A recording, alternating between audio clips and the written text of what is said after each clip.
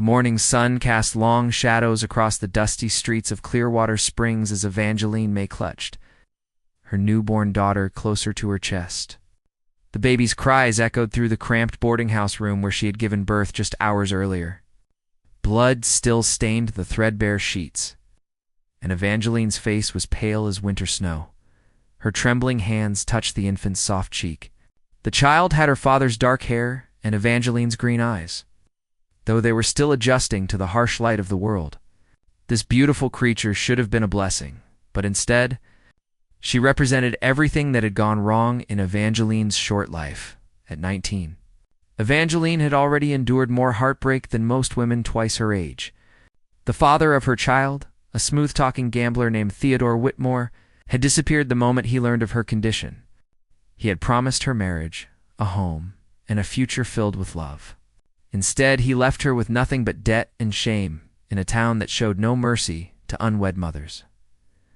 Mrs. Henderson, the boarding house owner, knocked sharply on the door.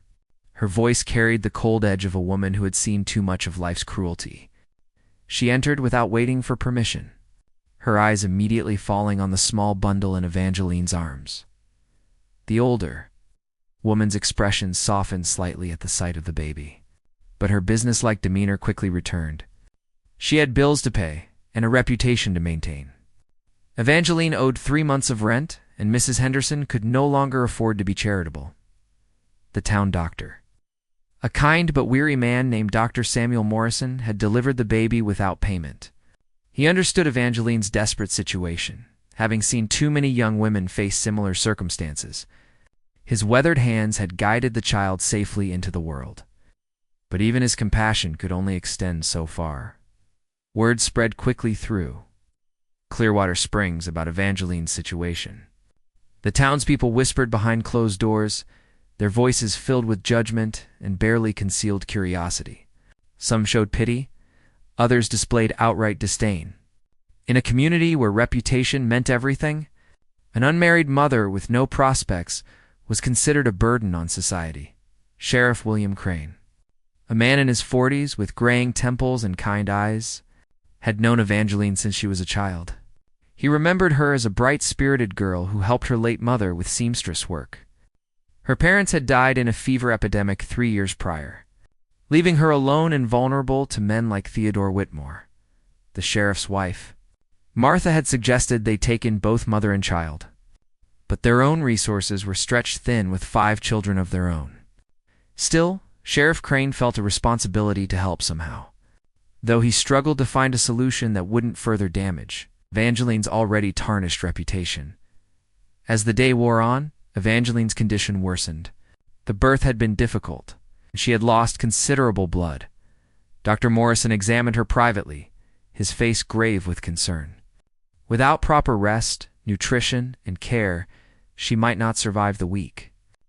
The baby, too, needed immediate attention and care that Evangeline was in no condition to provide. Mrs. Henderson made her position clear that evening. Evangeline had until morning to settle her debts or find alternative arrangements. The boarding house was a business, not a charity, and she could not allow sentiment to override financial necessity. The ultimatum hung heavy in the air like storm clouds gathering on the horizon. That night, Evangeline lay awake holding her daughter, tears streaming down her cheeks. She had no family left, no friends with means to help, and no prospects for employment that would support both herself and a child. The weight of her impossible situation pressed down on her like a physical burden. She considered her limited options with growing desperation. The orphanage in the next county had a reputation for harsh conditions and overcrowding. Many children who entered its doors never emerged, claimed by disease or neglect. The thought of subjecting her innocent daughter to such a fate made her physically ill. Some of the other women in the boarding house had whispered about desperate measures taken by mothers in similar situations. These conversations filled Evangeline with horror. But as the hours passed and her options dwindled, she began to understand how women could be driven to such extremes. The baby stirred in her arms, making soft sounds that tugged at Evangeline's heart. This tiny person depended entirely on her for survival, yet she had nothing to offer except love. In the harsh reality of frontier life, love alone could not provide food, shelter, or medical care. As dawn approached, Evangeline made a decision that would haunt her for the rest of her life. She would take her daughter to the town square and auction her to the highest bidder, hoping against hope that someone with means and compassion would provide the child with the life she deserved. The thought of parting with her daughter felt like having her heart torn from her chest, but she convinced herself it was an act of love rather than abandonment. A wealthy family could provide education, proper food, warm clothing, and medical care. They could give the child opportunities that Evangeline never could. She spent her final hours with the baby, memorizing every detail of her tiny face. The way her fingers curled around Evangeline's thumb, the soft sound of her breathing. These memories would have to last a lifetime, for Evangeline knew that once she gave up her daughter, she would likely never see her again. The morning sun rose with cruel indifference to Evangeline's anguish. She dressed herself in her only clean dress, a faded blue cotton garment that had seen better days. She wrapped the baby in the softest blanket she owned, a quilt her mother had made years earlier. With shaking hands, she penned a brief note explaining her daughter's parentage and the circumstances of her birth. She folded it carefully and tucked it into the blanket alongside the baby. Perhaps someday, when the child was old enough to understand, this small piece of paper would help her make sense of her origins. Evangeline kissed her daughter's forehead one final time, whispering words of love and apology that the infant could not understand but would carry in some unknowable way. Then, with a heart breaking into 1,000 pieces, she prepared to walk to the town square and auction away the most precious thing in her world. The town square of Clearwater Springs buzzed with unusual activity for such an early hour. Word of Evangeline's desperate plan had spread through the community like wildfire, drawing curious onlookers, potential buyers, and those who simply wanted to witness the spectacle of a young mother's desperation. Evangeline stood near the old oak tree in the center of the square, her baby cradled protectively in her arms. Her face was deathly pale, and dark circles under her eyes spoke of sleepless nights and profound anguish. Despite her resolve, her hands trembled as she prepared to announce her heartbreaking intention to the gathering crowd. Among the assembled townspeople stood Jeremiah Cole, a 40-year-old rancher whose weathered face told stories of countless battles with nature, cattle, and the harsh realities of frontier life. His dark brown hair showed streaks of premature gray, and his steel blue eyes held a depth of understanding that came from experiencing both triumph and tragedy. Jeremiah had built his ranch, the Circle C, from nothing through years of backbreaking work and careful planning. His spread covered thousands of acres of prime grazing land, and his cattle were among the finest in the territory. Despite his success, he remained a solitary figure. Having never married after losing his childhood, sweetheart to consumption years earlier, the rancher watched Evangeline with growing concern as she struggled to find words to explain her impossible situation to the crowd. Her voice cracked with emotion as she began to speak, describing her circumstances without self-pity, but with the raw honesty of someone who had exhausted all other options. Several potential buyers emerged from the crowd, their motivations as varied as their backgrounds. Mrs. Patricia Drummond, the wealthy widow who owned the largest general store in town, examined the baby with the calculating eye of someone appraising livestock. Her interests seemed purely practical, viewing the child as potential unpaid labor for her business operations. A traveling preacher named Reverend Elias Blackwood stepped forward, speaking eloquently about Christian charity and the redemption of innocence. His words sounded holy and righteous, but something in his pale eyes made several townspeople shift uncomfortably.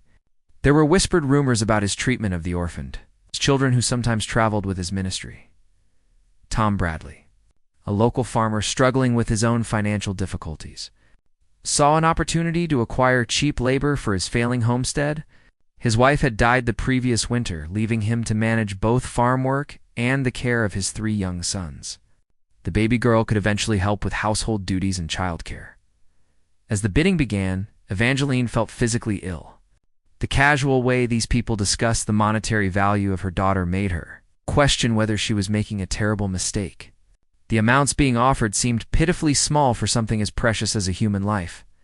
Yet any sum was more than she could provide. Mrs. Drummond opened with an offer of $50, stating her terms clearly. The child would work in her store from the age of 5, receiving room and board but no wages.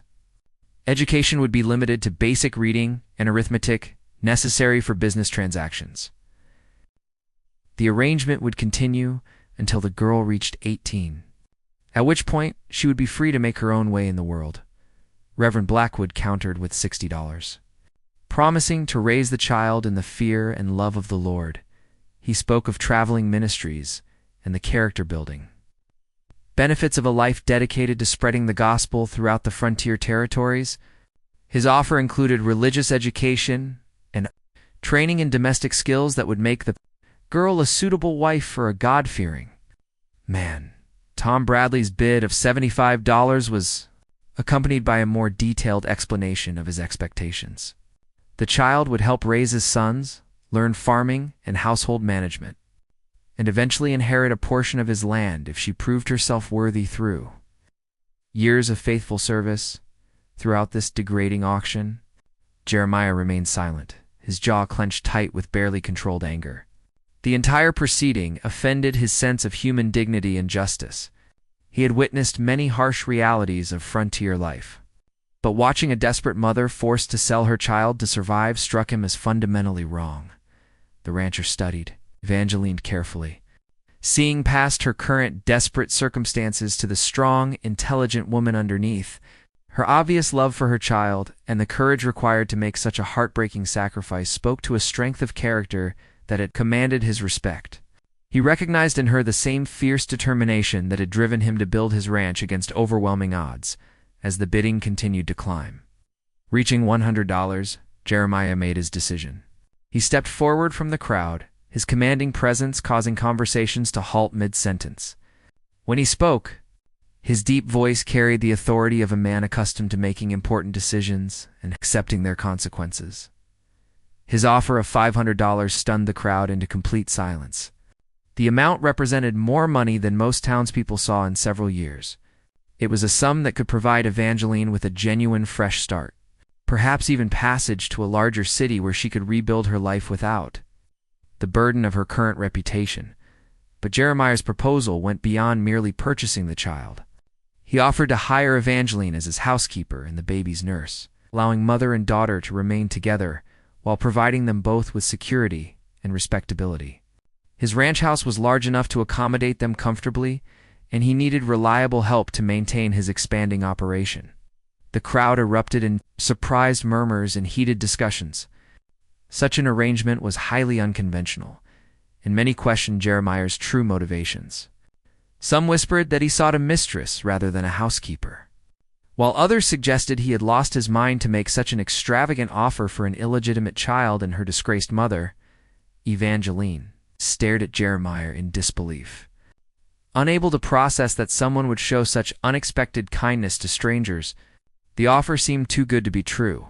She found herself searching his face for signs of deception or hidden ulterior motives. His steady gaze met hers directly, and she saw only genuine concern and sincerity in his steel-blue eyes. Mrs. Drummond protested loudly that the entire arrangement was improper and would set a dangerous precedent for other unmarried mothers in the community. Reverend Blackwood questioned whether a single man should be trusted with the moral guidance of a young woman, an innocent child. Tom Bradley simply shook his head in amazement at what he considered a foolish waste of good money. Sheriff Crane stepped forward to restore order to the increasingly chaotic scene.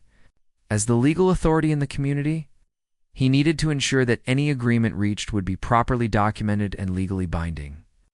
He also felt a responsibility to protect Evangeline from making a decision she might later regret in her current desperate state. The sheriff questioned Jeremiah about his intentions and expectations, seeking assurance that both mother and child would be treated fairly and safely. Jeremiah's responses demonstrated both the practical considerations he had already contemplated and his genuine desire to help a fellow human. Being in desperate circumstances, as the morning sun climbed higher in the sky, Casting shorter shadows across the town square, Evangeline found herself facing the most important decision of her life, the choice between certain separation from her daughter and an uncertain future with a stranger who had shown unexpected. Compassion would determine the fate of both their lives. The wagon ride to Jeremiah Cole's ranch stretched across 15 miles of rolling prairie and rugged terrain. Evangeline sat beside the rancher on the wooden seat, her baby daughter secured safely in her arms. While their few possessions rattled in the wagon bed behind them, the rhythmic creaking of wheels and the steady clip-clop of horse hooves created a hypnotic soundtrack to her swirling thoughts. Jeremiah maintained a respectful silence during most of the journey, allowing Evangeline time to process the dramatic change in her circumstances. Occasionally, he would point out landmarks or share practical information about the ranch, but his manner remained courteous and professional. She found his restraint both reassuring and puzzling. Having expected more questions about her past or demands regarding her future duties, the Circle C Ranch revealed itself gradually as they crested a gentle hill. The main house stood 2 stories tall. It's built from local stone and timber with a wraparound porch that provided protection from both sun and storm. Outbuildings included a large barn, bunkhouse, smokehouse, and several smaller structures that spoke of a well-established and prosperous operation. Cattle dotted the surrounding pastures, their contented lowing carrying on the afternoon breeze. A small creek meandered through the property, its banks lined with cottonwood trees that provided welcome shade. Gardens near the house showed evidence of careful tending, though they clearly needed more attention than a bachelor rancher could provide. Maria Santos, Jeremiah's longtime cook and housekeeper, emerged from the kitchen as the wagon approached. The middle-aged Mexican woman had worked for the rancher since his early struggling days, and her loyalty ran as deep as family bonds. Her weathered face showed surprise at seeing the young woman and baby, but her expression quickly shifted to warm welcome when Jeremiah explained the situation. Maria immediately took charge of settling Evangeline and the baby into their new home. She led them to a spacious room on the second floor that had been hastily prepared with fresh linens, wildflowers in a mason jar, and everything a mother and infant might need for comfort. The kindness in her dark eyes spoke volumes about the type of household Jeremiah maintained. That first evening, as Evangeline fed her daughter and prepared for their first night in unfamiliar surroundings, she found herself overwhelmed by the generosity that had transformed her desperate circumstances. The contrast between the boarding house's cramped, a hostile environment and the peaceful comfort of the ranch house seemed almost dreamlike. Jeremiah knocked softly on her door, requesting permission to enter and discuss practical arrangements. His manner remained carefully formal as he outlined her duties, which included general housekeeping, meal preparation, assistance, and maintaining the household accounts. The responsibilities seemed reasonable rather than overwhelming, designed to provide her with purpose while respecting her primary role as her daughter's mother. He explained that Maria would teach her ranch life routines and help with childcare when necessary. The older woman had raised 5 children of her own and possessed the wisdom and experience to guide a young mother through the challenges ahead. This support system represented more security than Evangeline had ever dared hope for. Their conversation touched on practical matters such as wages, working hours, and expectations regarding her integration into the ranch community. Jeremiah's fairness in these discussions reinforced her growing belief that his motivations were genuine rather than exploitative. He seemed more interested in providing stability than in taking advantage of her vulnerable position. The baby, whom Evangeline had privately begun calling Hope, adapted quickly to her new environment. The peaceful atmosphere of the ranch house, combined with regular meals and adequate rest for her mother, created ideal conditions for the infant's growth and development. Dr. Morrison made a house call the following week and pronounced both mother and child in excellent health. As days passed into weeks, Evangeline discovered unexpected talents for ranch life. Her organizational skills, honed by years of helping her seamstress mother manage multiple projects and demanding customers, proved invaluable in maintaining the complex operation of a large ranch. She streamlined household routines, improved inventory management, and established systems that impressed even the experienced Maria, the ranch hands. initially suspicious of changes to their familiar routines, gradually accepted Evangeline's presence as they recognized her genuine efforts to support their work. She learned their names, remembered their preferences, and treated them with the respect often denied to working men by their social superiors. This authentic consideration earned their loyalty and protection. Jeremiah watched these developments with quiet satisfaction, recognizing that his instinctive decision to help Evangeline had benefited everyone involved. His household ran more smoothly, his men seemed happier, and the presence of a young woman and baby had brought a warmth to his home that he hadn't realized was missing. However, their arrangement faced criticism from the broader community. Visiting neighbors and townspeople made pointed comments about the impropriety of an unmarried woman living under a bachelor's roof. Some suggested that Evangeline was attempting to trap the wealthy rancher into marriage, while others questioned whether such an arrangement was suitable for raising a moral child. These social pressures created tension that both Evangeline and Jeremiah felt keenly. She worried that the gossip might damage his reputation and ultimately cost her the security she had found. He struggled with anger at the small-mindedness of people who couldn't see past convention to recognize genuine human decency and necessity. The situation came to a head when Reverend Blackwood arrived at the ranch one afternoon, accompanied by several prominent townspeople. Their stated purpose was to discuss the moral implications of the current living arrangement and suggest alternative solutions that would better serve community standards and Christian principles.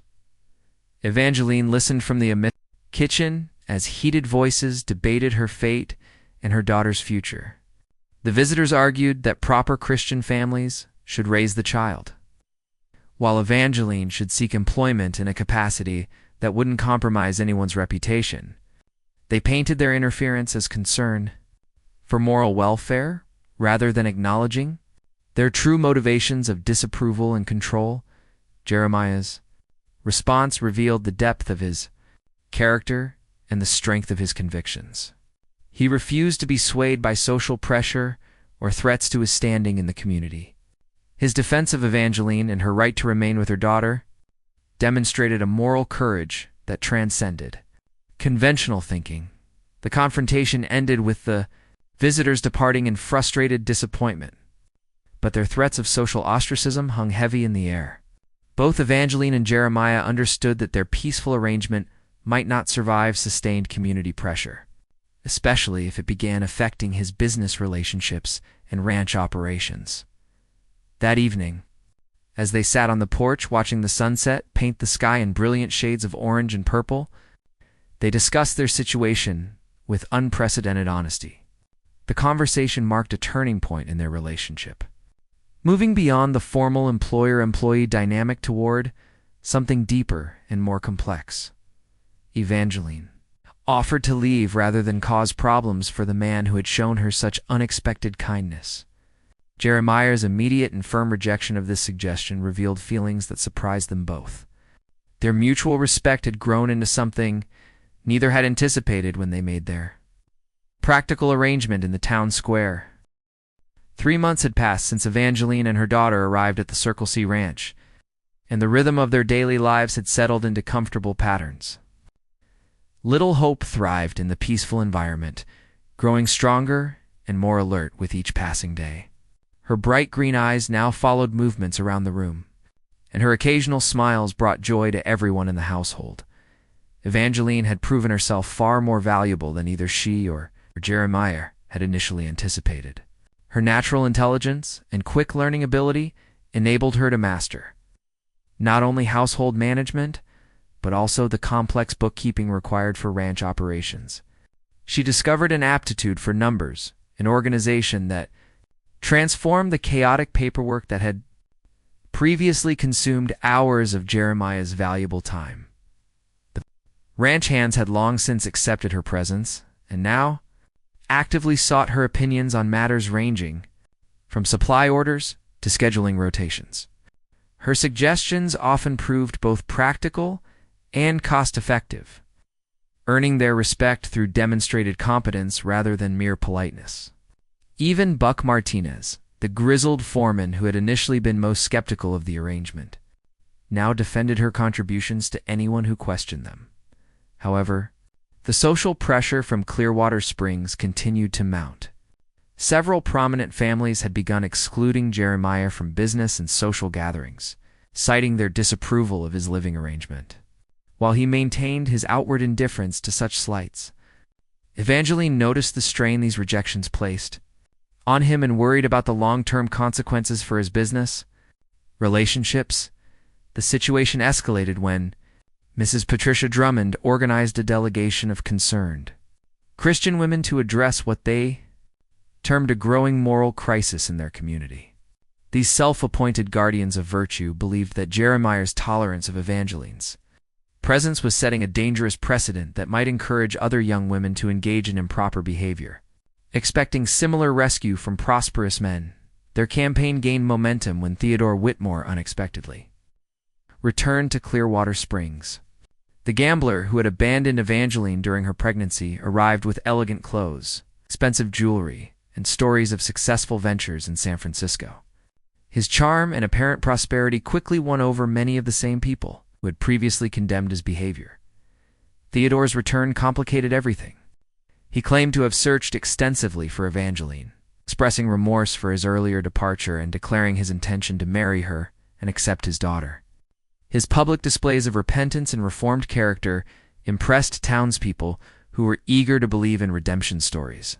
Especially when they offered convenient solutions to uncomfortable situations, Evangeline felt physically ill when she first encountered Ow.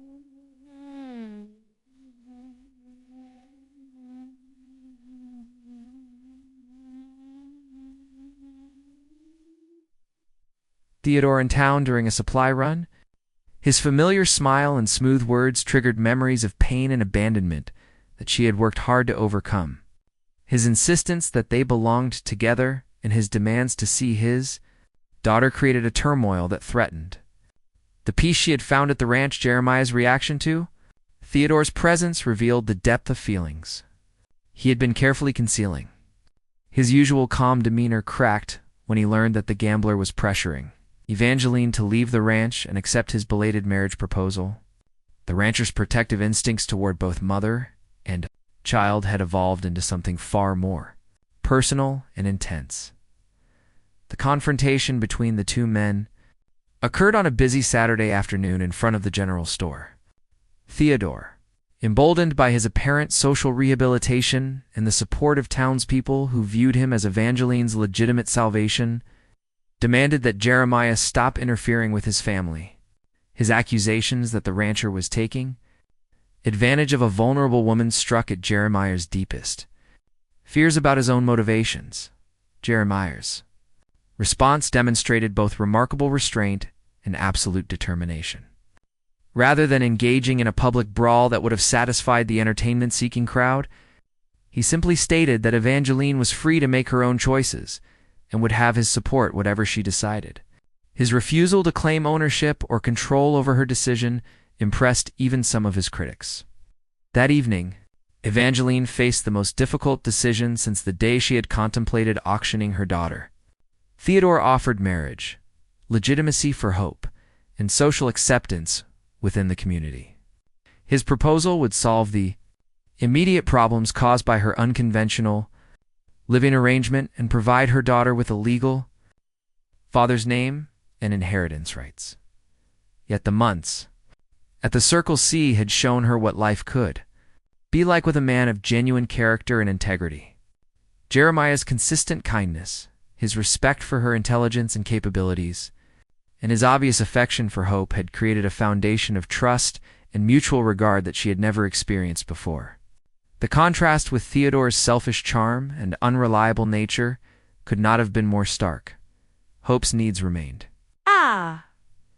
Evangeline's primary consideration, but she now understood that financial security alone would not guarantee her daughter's happiness or moral development. The child needed stability, honesty, and positive role models more than she needed social acceptance or her biological father's belated acknowledgement. Decision became even more complicated when Dr. Morrison privately shared disturbing information about Theodore's recent activities. The gambler owed significant debts to dangerous people in San Francisco and may have returned to Clearwater Springs seeking shelter from his creditors rather than redemption with his abandoned family. His sudden interest in marriage might have more to do with accessing Jeremiah's money than with genuine remorse or paternal feelings. Maria Santos provided crucial perspective during this crisis. Drawing from her own experience as a woman who had faced difficult choices in a harsh world, she reminded Evangeline that actions speak louder than words, and that 6 months of daily kindness and respect meant more than years of pretty promises from unreliable men. Her wisdom helped clarify the true nature of Evangeline's dilemma. The community pressure reached its peak when Reverend Blackwood announced from his pulpit that continued tolerance of immoral living arrangements would bring divine judgment upon the entire town. His sermon specifically referenced the situation at the Circle C Ranch, though he avoided naming individuals directly. The religious condemnation added spiritual fear to the social pressure already mounting against their unconventional owl war. Household Sheriff Crane found himself caught between his personal respect for Jeremiah and Evangeline and his professional responsibility to maintain community peace.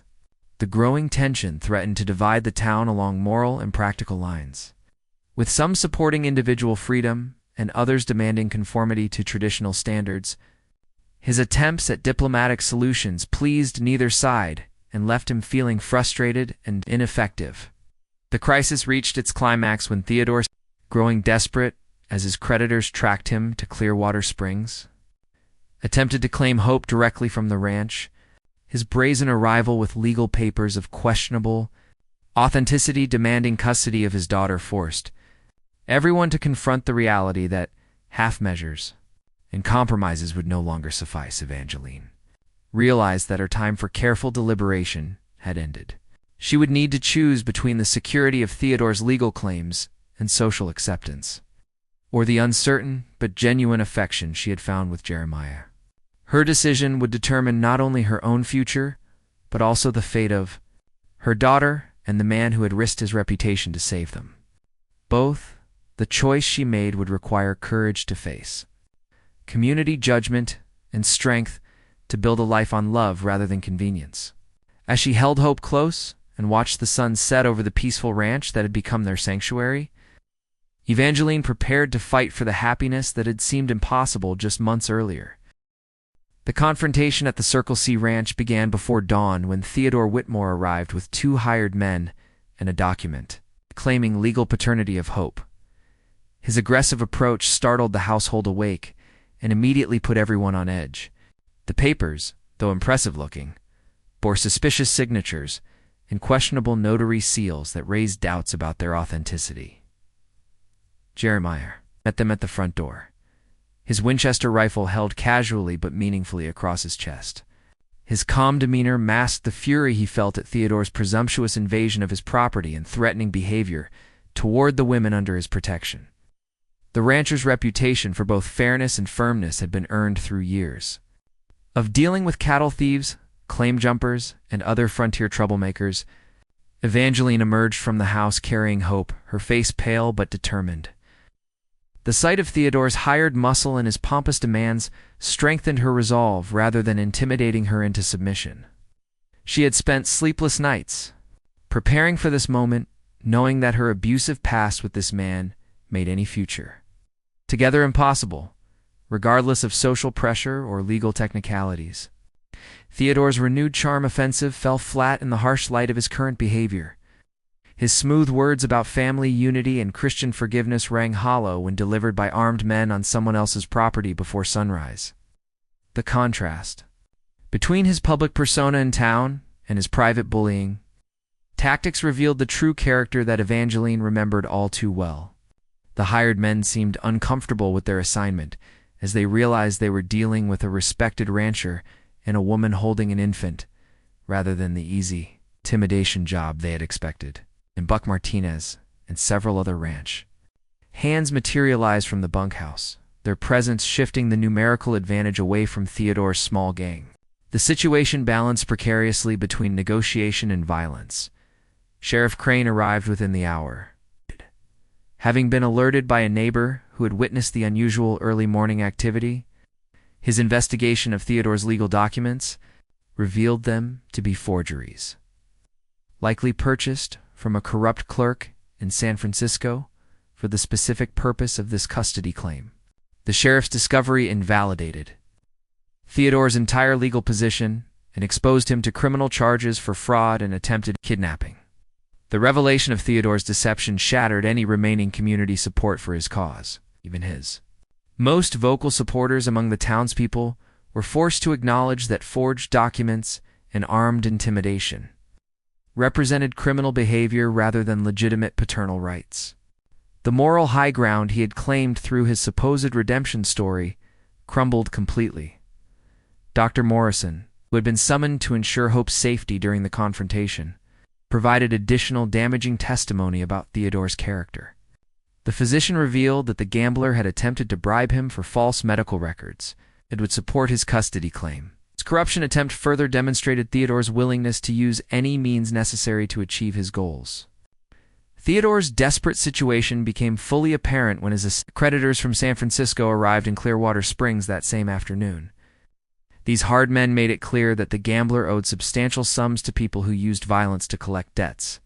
His flight to Clearwater Springs had been motivated by fear rather than love, and his attempt to claim Hope represented a final, desperate gambit to access money for his debts. The community's perception of the situation shifted dramatically as these facts emerged. Citizens who had previously criticized Jeremiah's arrangement with Evangeline began to see it as a heroic rescue rather than an improper relationship. The contrast between the rancher's honorable behavior and the gambler's criminal desperation was stark and undeniable. Maria Santos played a crucial role in rallying support among the Hispanic families in the area, many of whom had initially remained neutral in the dispute. Her respected position in this community and her passionate defense of Evangeline's character helped broaden the base of support for their cause.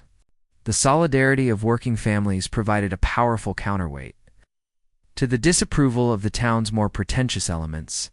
Evangeline's own behavior during the crisis impressed even her former critics. Her dignified refusal to be intimidated, her clear articulation of Theodore's past abandonment and abuse, and her obvious devotion to her daughter's welfare demonstrated strength and moral character that commanded respect. She had evolved from a desperate victim into a formidable woman fighting for her family's future. The legal resolution came swiftly once Theodore's fraud was exposed. Sheriff Crane arrested him on multiple charges. The hired men quickly departed to avoid association with his criminal schemes. The forged documents were confiscated as evidence, eliminating any basis for his custody claims and clearing the way for Evangeline to make her own decisions about Hope's future. Theodore's creditors proved less interested in justice than in debt collection, creating additional pressure for him to find money quickly. His desperate attempts to convince Evangeline to intercede with Jeremiah for financial assistance demonstrated how completely his grandiose plans had collapsed. His former charm had been replaced by pathetic pleading that only reinforced her decision to reject his advances. The crisis had an unexpected effect on Jeremiah and Evangeline's relationship, stripping away the formal barriers they had maintained throughout their practical arrangement. The threat to their peaceful life forced both to acknowledge feelings they had been careful not to express. Their mutual protectiveness during the confrontation revealed emotions that transcended employer-employee relationships or charitable assistance. Jeremiah's proposal came quietly that evening, as they sat on the porch watching Hope sleep peacefully in her cradle. His words were simple and direct, offering marriage not as a solution to social pressure, but as a natural expression of the love that had grown between them. He promised to adopt Hope legally, giving her his name and full inheritance rights as his daughter. Evangeline's acceptance was equally simple. Based on months of observing Jeremiah's character under both pleasant and stressful circumstances, she had learned to trust his word completely and to value his steady strength and genuine kindness. Their love had grown gradually through shared experiences and mutual respect, rather than the passionate intensity that had led to her previous heartbreak. The engagement announcement surprised no one who had witnessed their behavior during the recent crisis. Even former critics had to admit that their relationship demonstrated genuine affection and commitment rather than mere convenience or impropriety. The couple's obvious devotion to Hope's welfare and their own moral integrity had won over most of their skeptics. Plans for their wedding began immediately, with Maria Santos taking charge of preparations and the ranch hands, contributing labor and materials for a celebration worthy of their beloved boss and his chosen bride.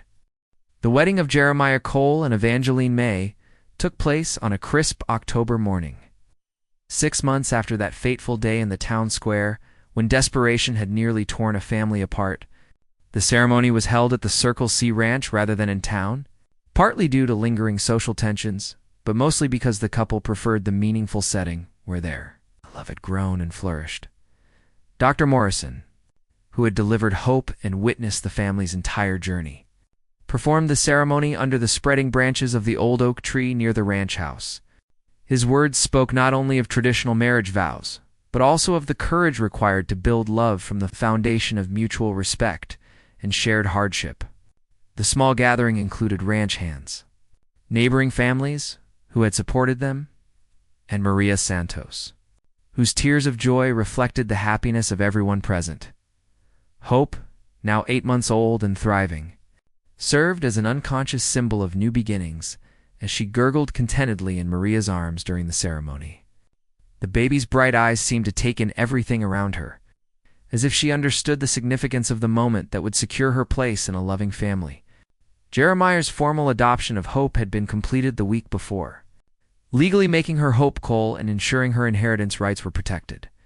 The wedding celebration continued throughout the day with music, dancing, and a feast prepared by the combined efforts of Maria and several neighboring women who had overcome their initial disapproval to embrace the couple's happiness. The transformation of community sentiment from criticism to celebration demonstrated how genuine love and moral character could ultimately triumph over social prejudice and rigid convention. Theodore Whitmore's fate served as a stark contrast to the joy surrounding the wedding. His trial had resulted in a 2-year prison sentence for fraud and attempted kidnapping.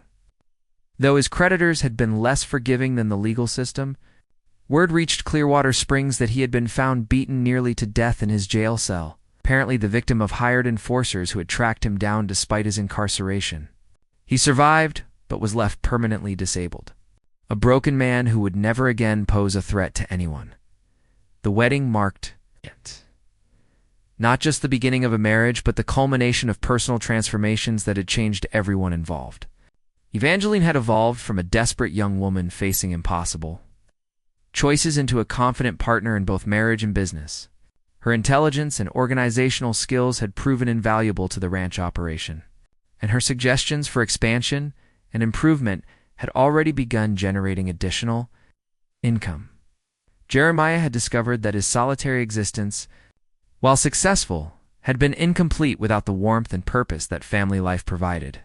Evangeline's presence had softened his harder edges, while her strength had complemented his own in ways that made both of them more effective.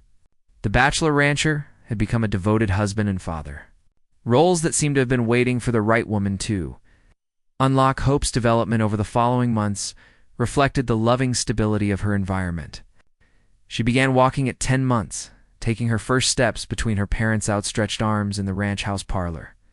Her first words included both Mama and Papa, the latter directed at Jeremiah with such obvious affection that it brought tears to his eyes. The little girl who had nearly been sold to strangers was now the cherished center of a family that had formed through adversity and been strengthened by love.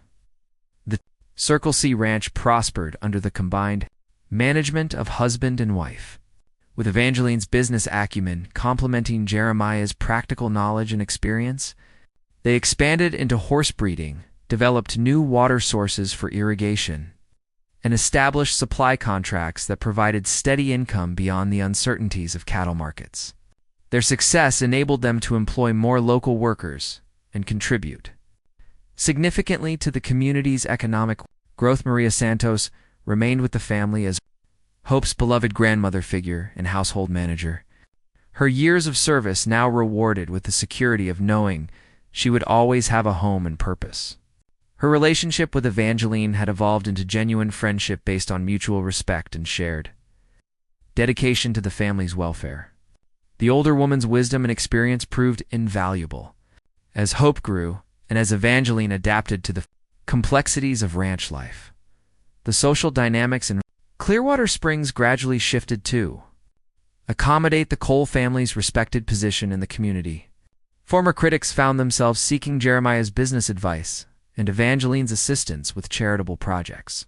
The couple's success and obvious happiness had vindicated their unconventional beginning and demonstrated that true love could overcome social disapproval when supported by genuine character and determination. Dr. Morrison continued as the family physician and close friend. His role in their story having evolved from medical professional to trusted confidant and honorary uncle to Hope. His own bachelor status seemed less lonely when he could visit the Cole Ranch and witness the domestic happiness that his assistants had helped make possible. He often remarked that delivering Hope had been one of the most meaningful moments of his medical career. Sheriff Crane found his job considerably easier with Theodore gone and the social tensions surrounding the Cole family resolved. His respect for Jeremiah and Evangeline had been vindicated by events. He took quiet satisfaction in having supported them during their most difficult period. The stability they had brought to the community benefited everyone, and their success story became a source of local pride. 3 years after their wedding, Evangeline gave birth to a son, James Jeremiah Cole, whose arrival completed their family circle. Hope, now 4 years old, was delighted with her baby brother and proved to be a helpful and protective big sister. The little girl who had been auctioned as an infant was now teaching her baby brother the same songs that Maria had sung to her during those early months at the ranch. The family's happiness was crowned by their growing reputation throughout the territory as successful ranchers and respected citizens. Visitors to the circle invariably commented on the warm atmosphere and efficient operation that characterized the ranch. Many sought to understand the secret of their success, not realizing that it lay in the simple foundation of love, trust, and mutual respect that had grown from the most desperate of beginnings. Evangeline often reflected on that terrible morning when she had prepared to auction her daughter, wondering at the chain of events that had led from despair to such complete happiness. She never doubted that Jeremiah's intervention had been divinely inspired, a moment when one person's compassion had changed the course of multiple lives. Their love story had begun with an act of salvation and had grown into something beautiful and enduring. The old oak tree where their wedding had taken place became a family symbol, its spreading branches providing shade for countless picnics and its sturdy trunk serving as a backdrop for annual family portraits. Hope and James would grow up knowing that their parents' love had triumphed over every obstacle, giving them the security and confidence to face whatever challenges life might bring. The Circle C Ranch continued to flourish under their joint management, becoming one of the most successful operations in the territory and a model for other families. Seeking to build prosperity through hard work and cooperation, the love that had saved a desperate mother and her infant daughter had grown into a legacy that would endure for generations, proving that the most beautiful endings could spring from the most desperate beginnings.